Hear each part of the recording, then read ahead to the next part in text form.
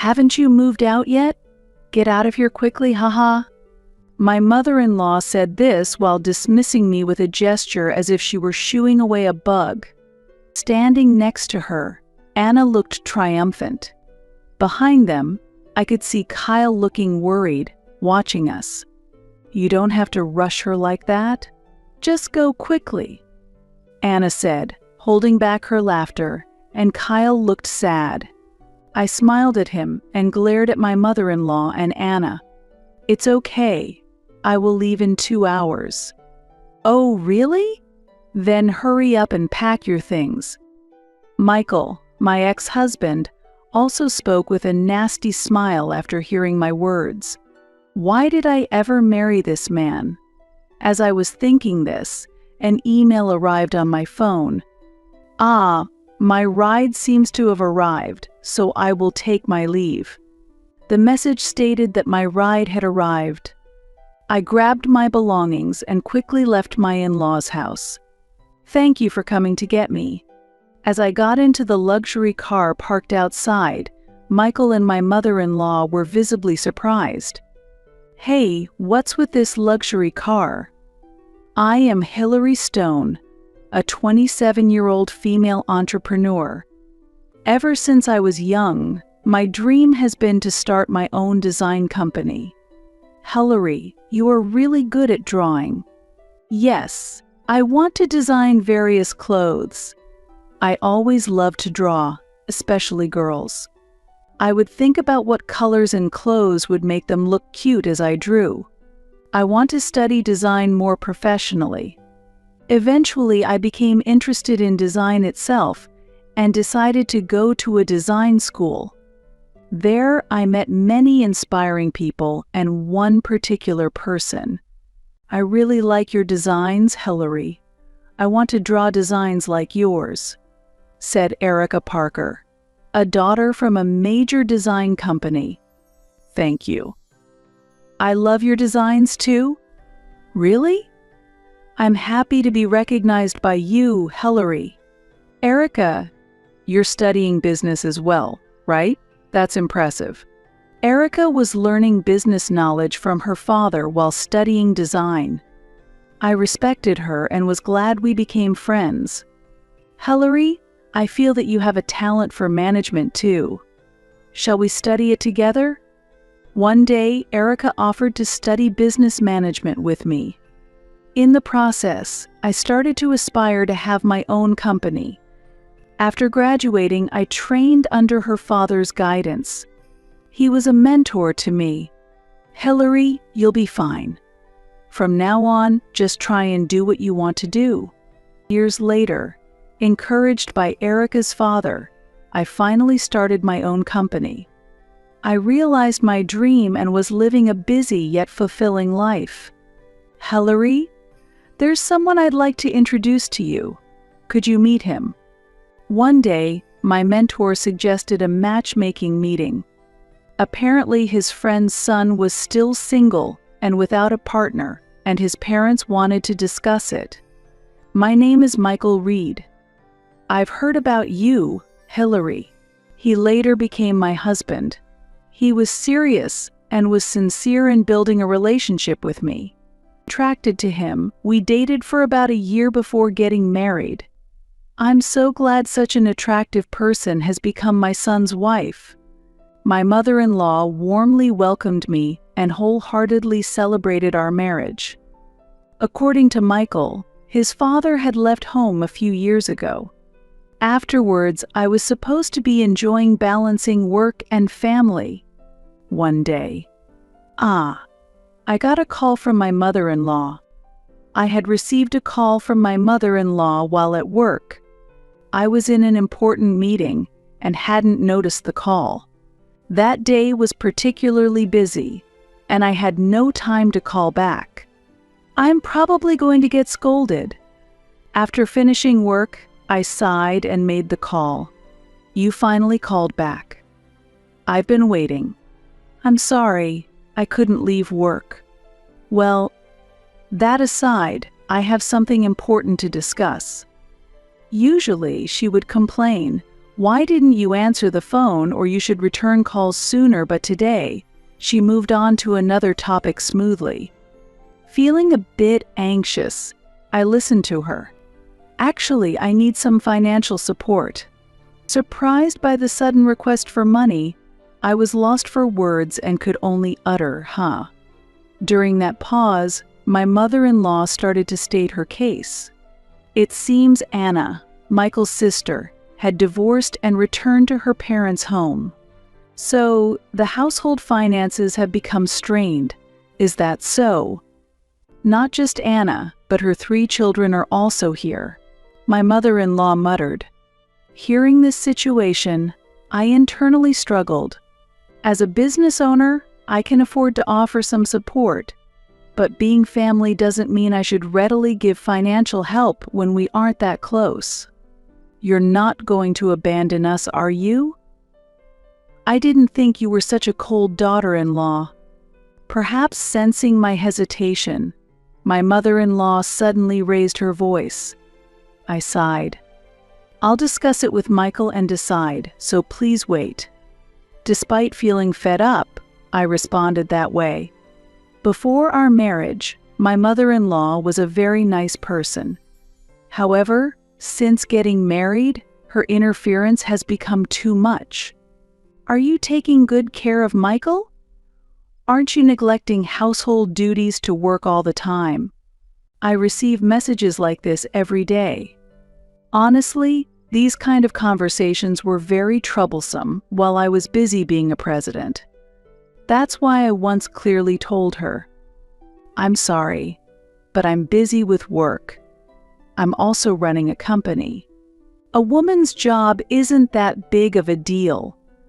Listen properly to what I'm saying." When I argue back, she gets angry with her own interpretations. My mother-in-law doesn't believe that I'm a president. She seems to think that I'm just doing clerical work or menial tasks. I actually have a significant role as a president. "What are you talking about?" Michael might be, "but you can't possibly be a president." Don't lie. Even when I argued back clearly, I was met with such responses. My mother-in-law didn't believe a word I said and treated me like a bad daughter-in-law who lied. Now, she was saying, "You're not doing a proper job, and you don't help around the house. So, at least provide some support. I'll talk to Michael about it." I told her again and forcibly ended the call. Honestly, even after discussing it with Michael, the outcome was clear. To suppress my anxiety and stress, I left out a loud sigh. "Hey, I got a call about the support from your mother." That night, I immediately consulted Michael about his mother's request. "So I see. Well, I'll leave it up to you." His response was cold. His attitude has changed after marriage. He used to be a kind person who would listen to anything I said, but now he barely listened at all. Anna came back home after her divorce. Huh. Anna. When I mentioned his sister's name, he suddenly shuddered and looked at me. "Did you just say Anna?" "Huh?" "Yes, your mother mentioned Anna." Surprised by Michael's reaction, I nodded. "We're not short on money, so maybe it wouldn't hurt to help out a little." Until now, Michael had always shown no interest in my desires, simply saying, "Do whatever you like." However, as soon as he heard the name Anna, he began to listen seriously. I didn't like that. "If you say so." Well, maybe just a little. But I was glad that Michael had finally listened to me for the first time in a while. I earn a decent amount as a president, but I can't give too much. The moment she asked for support, I had a bad feeling. "Thank you. So how about $3,000 a month?" $3,000? That's a bit much. For now, I'll send $1,000. $1,000. Well, it's better than nothing. Thus, I decided to provide support of $1,000 per month. That amount seemed manageable, as it wouldn't require major changes to our lifestyle. Just when I started providing support. "Who is this number from?" I received a call from an unknown number. I was suspicious but thought it might be a business contact, so I answered. "You finally picked up. What were you thinking? Making me wait? Sorry, may I know your name?" "It's me, Anna." The call was from my husband's sister. She probably got my contact from her mother. It would have been nice to get some explanation, though. "So, what can I do for you?" "Oh, right. Thanks for the support." It seems she called to express gratitude for the support. But isn't $1,000 a bit little? Even though it was said jokingly, it irritated me. Is this the attitude of someone receiving support?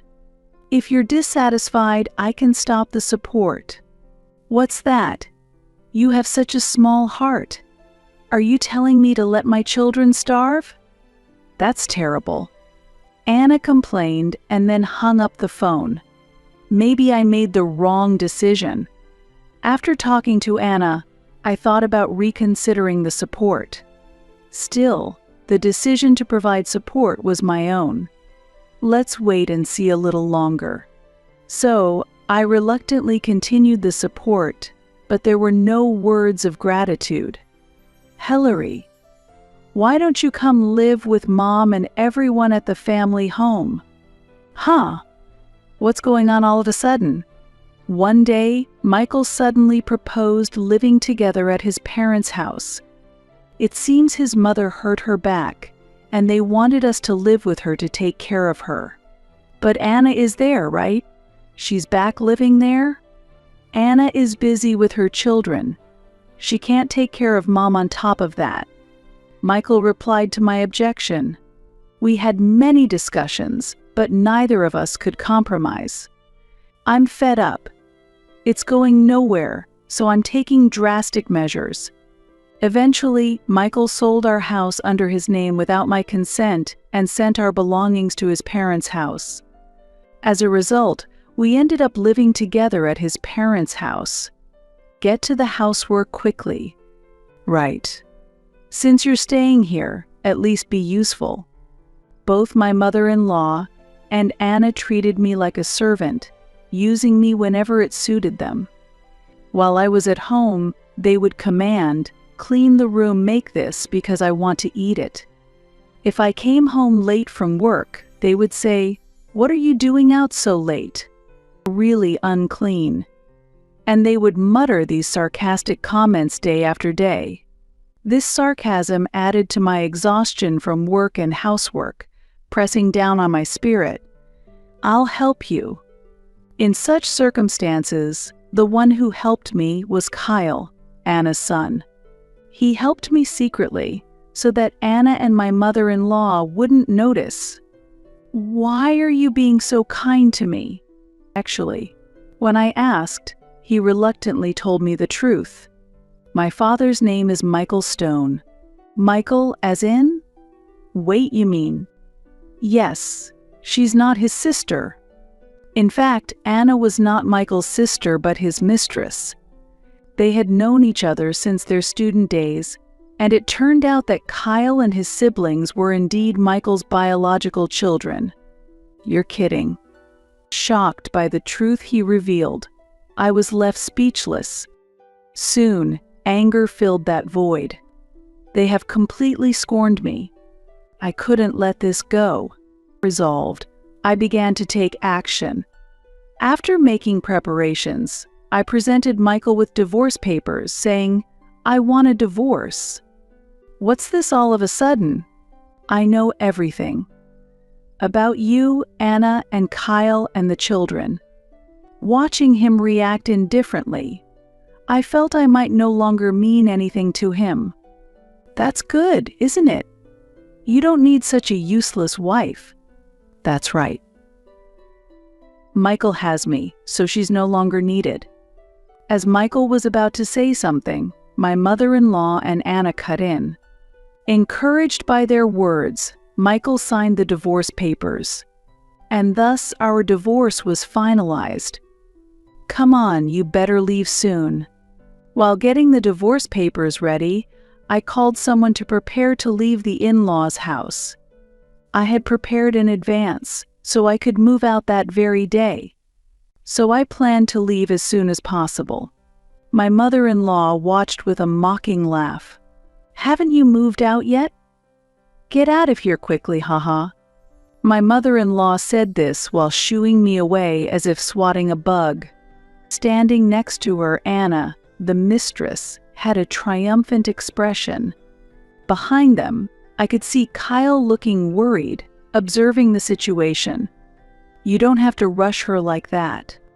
Just go quickly, Anna said, holding back laughter, and Kyle looked sad. I smiled at him and glared at my mother-in-law and Anna. It's okay, I will leave in 2 hours. Oh, really? Then hurry up and pack your things. Michael, my ex-husband, also spoke with a nasty smile after hearing my words. Why did I ever marry this man? As I was thinking this, a message arrived on my phone. Ah, my ride seems to have arrived, so I will take my leave. The message stated that my ride had arrived. I quickly left my in-laws' house with my belongings. Thank you for coming to get me. As I got into the luxury car parked outside, Michael and his mother were visibly surprised. Hey, what's with this luxury car? With their astonishment behind me, the car started to move. It really has been tough, hasn't it? The voice from the driver's seat was my friend, Erica. I had been confiding in her for a long time. You should stay away from that family. She had been advising me this for a while, and when I told her I filed for divorce, she immediately said, I'm on my way. It usually takes 2 hours to cover the distance, but she arrived in minutes, so maybe she had been waiting nearby. Now is the time to start things going, Hillary. Show them what you're made of. Of course. I'll make them regret this. She expressed her anger towards Michael and the others as if it were her own. While thanking such a friend, I shared my plans with her. For now, is it okay if I stay at your house as planned, Erica? Of course. I would be staying at her house from now on. Erica's residence was much larger than where we had lived before, or the in-laws' house. So even with me moving in, there was plenty of room. Your house really is spacious, Erica. Though I also run a company, standing in front of her family home, which has been passed down through generations, makes me feel the difference in class. You must be Hillary Stone. As I was lost in thought in front of the luxurious house, a man approached me. Let me introduce you. This is Fred Owen. He's a distant relative of mine. He is Erica's relative and a lawyer. I would be seeking his help with claims for damages and other legal support. Erica has told me a lot about you. I look forward to working with you. Rest assured, we will definitely win. Encouraged by his confident response, I smiled back. And we immediately started taking action. First, we would demand compensation from Michael and Anna. I was also preparing to sue my mother-in-law for imposing housework on me and for verbal abuse. I've gathered plenty of evidence, I said, handing him the evidence documents. I was able to gather this evidence because someone had helped me. With this evidence, the lawsuit should proceed smoothly. Thanks to these documents, I was able to smoothly initiate lawsuits against them. Soon after, hey, cut the jokes. Michael called me. What's this all of a sudden? I haven't made any jokes. I received the lawsuit. What is this supposed to mean? What do you mean? It's obviously the consequence of your adultery. He must have thought he could divorce without any accountability. I smiled over the phone and replied to Michael, "Don't worry. You'll definitely be held accountable." Hearing my assertion, I could tell that Michael was lost for words on the other end. "Are you really going to do this?" "Of course. Don't think you can mock me and get away with it." Feeling his disbelief, I hung up the phone. This was just the beginning of their nightmare. I intend to give them the retribution they deserve. "Why did you do this?" The day after Michael contacted me, I received a call from my mother-in-law. "What do you think you're doing sending this?" She apparently saw the copies of the evidence I had sent along with the compensation demand. It was a video of the harassment she had subjected me to. This evidence was sufficient to proceed with the lawsuit, and it was clearly filmed by a third party. "This footage is impossible. It must be forged." "I didn't film it, you know." I explained the situation calmly to the yelling mother-in-law. Of course, I wouldn't have had the opportunity to film such things myself. Then, who filmed it? As my mother-in-law muttered this, I handed my smartphone to the person next to me. "I did." "Wait, is that Kyle?" As Kyle spoke, Anna, who was also on the phone, raised her voice in anger. It seemed she was there too. "Why are you there?" Kyle had brought his brothers to this house as well. He explained the situation calmly to Anna, who was unaware of everything. "We can't become decent people if we stay in that house." Kyle spoke calmly about how his mother, Anna, had been harassing me. "It's embarrassing to say she's my mother." "What kind of way is that to talk to a parent?" Anna yelled again, and Kyle sighed. Then he handed me back the phone and said, "I don't feel like talking anymore." "Well, that's the situation. I will handle things with them." Saying this, I hung up the phone. Next, I turned to Kyle and asked, "What should we do now?" "I haven't decided yet. But anywhere is better than that place, even a facility." Kyle said this decisively. They had been neglected by their parents until they started living with my in-laws. Anna was out all day and only came home late at night. During the day, she mostly slept and never took care of the children. Grandma dotes on us, but doesn't let us do anything. It seemed the grandmother was overprotective in contrast, not letting them do not only dangerous things but also restricting normal activities. When they tried to study, boys should be outside playing, they were told, and sent out. And when they wanted to play outside with friends, "It's dangerous. Don't go out alone," they were stopped. Their days were filled with contradictions from the grandmother, frustrating them even though they were still children. Moved by sympathy, Erica and I decided to bring them to this house. "Then perhaps you can live here with us for a while?" Kyle nodded happily to my suggestion. Afterward, we reported their situation to the Child Welfare Office and sought advice. As a result, Anna and the others were stripped of their parental rights. Then, let's raise them in our home. It was Erica's father who suggested this. Although Erica was studying business management, she chose not to take over the family business, saying, "I will choose my own path."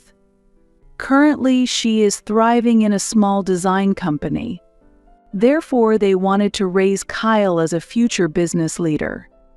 "If you're okay with it, I'd be happy." Kyle responded enthusiastically to the proposal. "I also hold deep trust and respect for Erica's father, and am confident that leaving Kyle and his brothers in their care is safe. Of course, I'll support you fully." Erica gladly agreed to take them in. Now, I can finally let go of that house without any worries. I thought this one day. "It's all your fault. Everything's a mess." Michael stormed into my office in a rage. According to him, I had taken the children away from Anna and spread rumors about his misconduct within the company. He came to vent his frustrations. "You've made it so I have nowhere to be at work." Michael blamed me while accusing me. Despite his rudeness, I decided to explain the facts calmly. "Do you think I don't know anything? The relationship with Anna had been going on even before our marriage, and he had approached me aiming for my wealth. No one listens to what a mere secretary says. Follow our rules." I was simply astonished by Michael's dismissive remark. My mother-in-law had always been prejudiced, but I didn't realize Michael shared the same misunderstanding. "You know nothing. I'm not just a secretary, but Mom said so." I sighed loudly at his excuse. "It seems you've forgotten that I am the president of this company." When I reiterated this fact, he couldn't hide his shock. Erica's father should have informed him when he introduced us. "It's impossible for you to earn more than me." Suddenly, Michael grabbed my arm forcefully. While I was resisting and saying, "Let go," a voice said, "Stop it right there." Turning around, there stood Fred, the lawyer who had come to help me. Actually, we had planned to meet afterwards to discuss demanding compensation. "Attacking a woman, you're the lowest." Fred sternly rebuked Michael. Taking advantage of Michael's confusion, I shook off his grip. "What are you doing?" People around us had called the police, and Michael was taken away. Fred watched the scene intently. That was close. But I'm glad we made it in time. Fred smiled at me with concern, and I felt a great relief from the bottom of my heart. His kindness touched me. As a result, Michael and his associates reluctantly agreed to pay the compensation. This is no joke. Why should I have to pay? Anna refused to pay until the end, but Erica's father's influence was significant. He used some means to ensure the payment was made. As they have not fulfilled their parental duties, this is the least that should be done to them. Erica's father said this with a snort. His capabilities as a president were outstanding among those I had seen. With an inescapable and strong network, escaping was nearly impossible. However, I wonder how he managed to prepare and make them pay. Anna had been a housewife with no work experience.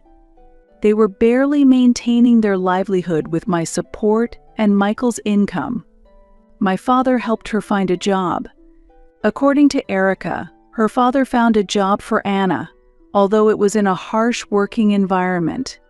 For me, getting the compensation paid was a priority, so Anna's future was irrelevant.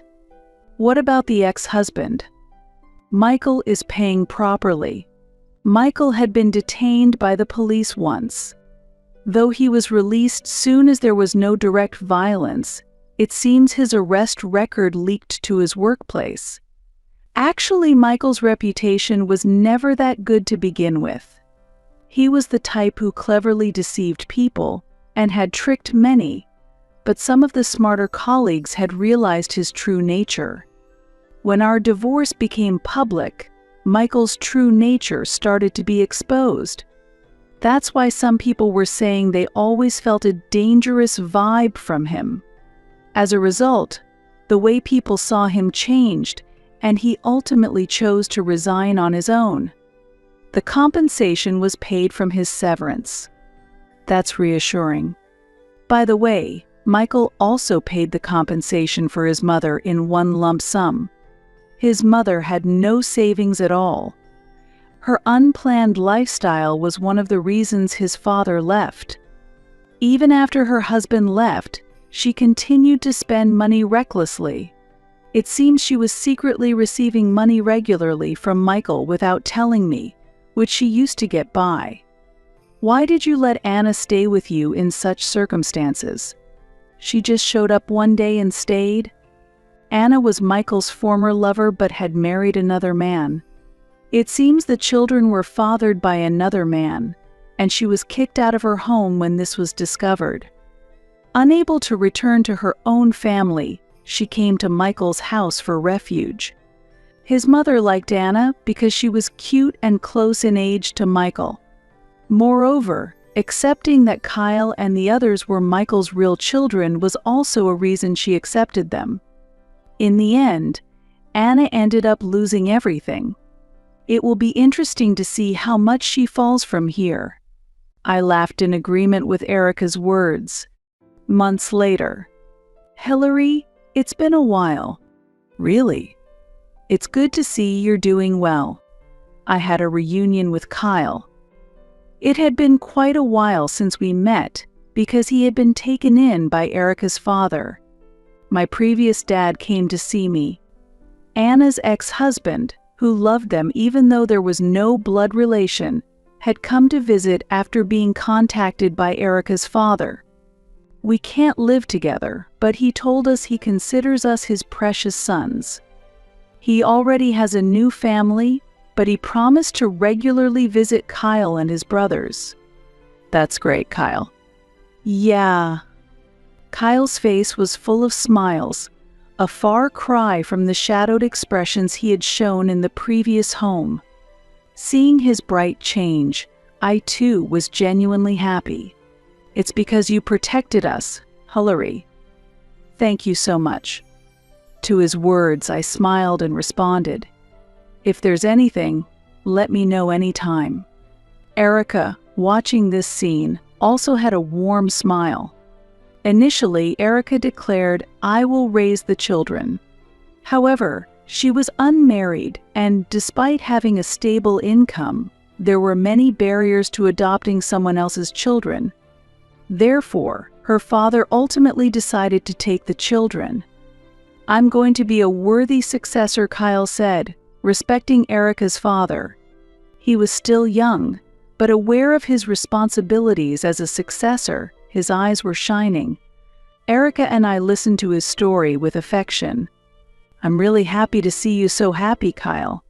After talking with Kyle, I muttered thoughtfully. According to him, his brothers were also actively living with Erica's father. Relieved by such a report, I walked through the streets with a light heart. Hillary. Huh. As I turned around in response to a sudden voice, I saw a gaunt Michael standing there. You've changed a lot, I was surprised. I was wrong. Please, let me try again.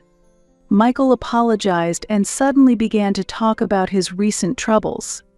Since we parted, Hillary, it's been one disaster after another. He quit his job and ended up using all his severance pay and savings for the compensation payments. Even though he tried to find a new job, his bad reputation preceded him, resulting in continuous rejections. In addition, my mother is still spending wildly, and I've ended up in debt. I coldly watched Michael with tearful eyes. Do you think just because I'm a president, I can solve your problems? I didn't mean that, but you must have a decent income as a president, right? Oh, according to you and your mother, wasn't I just a mere coffee-serving secretary? I said this sarcastically with a smile directed at Michael. Sorry, a coffee-serving secretary can't help with debts or provide assistance. Sort it out yourself. Hearing my words, Michael's shoulders slumped in disappointment. Taking the opportunity, I hailed a taxi and got in. Please go. I urged the taxi driver and left without further concern for Michael. That was the last I saw of him. Later, I heard through the grapevine that Michael had been caught by debt collectors and was put on a ship bound for a foreign country. His mother had fallen down the stairs and become bedridden. Karma, isn't it? Knowing their fate, I murmured this. Then, shall we get on with work today? Hillary, you tend to work too hard, so try to take it easy, Fred said with a gentle smile. We grew closer after that incident and are now happily married. Ah, That's right, today is. I know. You're meeting Erica, right? I continue to maintain an unchanged friendship with Erica, regularly dining together and deepening our relationship. But if you feel unwell, let me know right away. I'll come to pick you up. You're not alone anymore. Fred gently stroked my belly. We are expecting a baby with Fred. I couldn't think about children while I was with Michael, but now I feel truly happy to be expecting a child with Fred. Yes, I'll count on you if anything happens. Erica and Kyle have warmly congratulated us on the addition to our family. With their warm support, I am living happily day after day.